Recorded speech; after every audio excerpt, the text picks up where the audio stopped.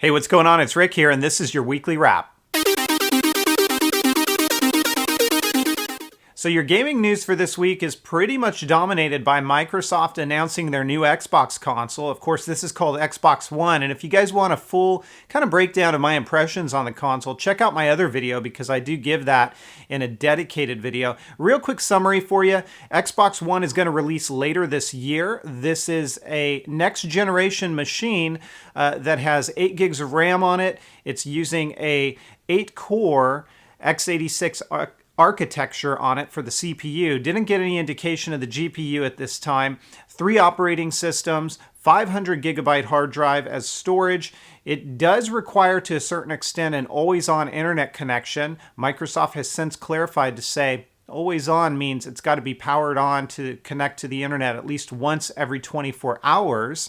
And a lot of concerns were made about the ability to play used games, as well as maybe, let's say you go over to a friend's house and you want to play games at their house that you brought over. Well, Microsoft is doing a little bit of clarity here and stating that as long as you log in under your profile, you'll be able to play those games. As far as used games go, they are indicating that used games will be supported on the system.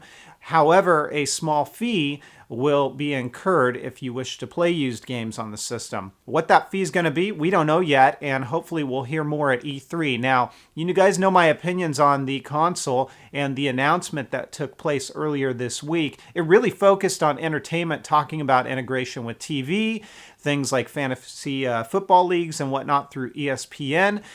So they really geared it towards the entertainment aspect of things. Coming up in a couple of weeks here at E3, we're going to hear about the games. So they did give a nod to games, indicating that there's 15 original, or I should say 15 exclusive IPs that are being worked on right now, with 8 of those being brand new titles that we haven't seen before. So there is a glimmer of hope here from a title perspective, but we're going to hear more about this at E3. So we can expect this console to be released later this year when the battle heats up, because of course the PS4 is going to release later this year as well. Price-wise, well, we're probably looking at, in my estimation, I'd say about $499. So there you have it. Love to hear your thoughts on the console below.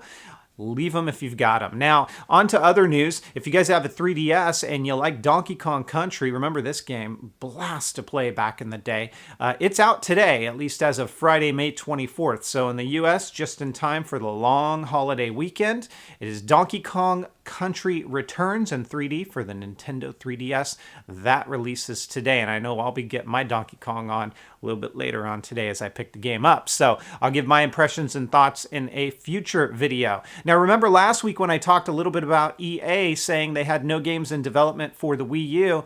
Well, time for a little bit of a backpedal here by EA. They're now coming out and providing a clarifying statement to say, well, we still have some games in development. So a little bit of damage control, maybe. We'll see what this means. And again, with E3 coming up in a couple of weeks, hopefully we'll get a better understanding of what that statement really means. Just a quick tech note this week. If you guys have Twitter and you're looking to strengthen your account, they have now instituted 2-step authentication. So you're going to want to go into your account settings under Twitter, and you'll see it listed there. You can strengthen your account by enabling 2-step authentication.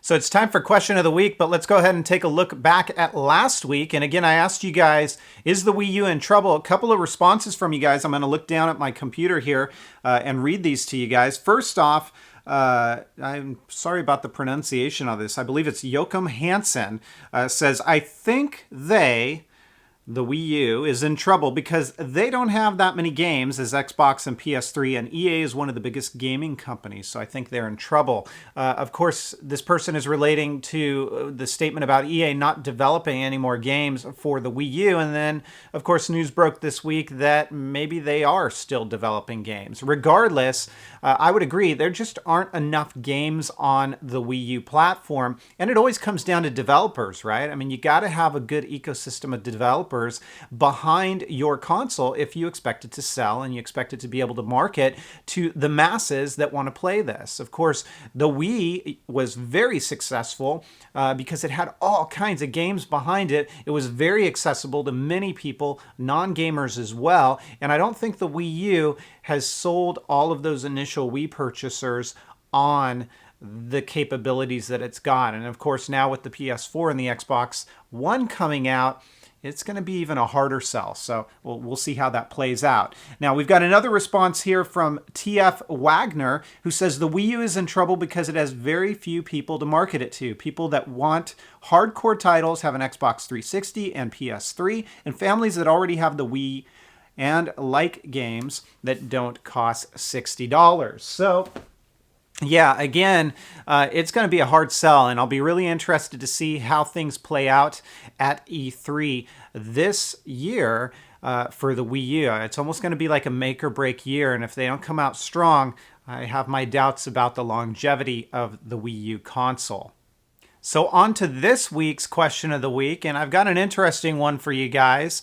What is the one technology-related device that you can't live without? Just one. If you had to pick one and you couldn't live without it, what is it? Leave a comment down below, and I may read it on the air next week. So to wrap things up this week, I've got a few more codes for you guys. I'm sorry, Android users, I haven't been able to get any codes for you guys yet. So these are for Apple devices, and these codes are going to be for the games Where's My Perry, as well as Crosswords. You're seeing the codes scroll down below right now.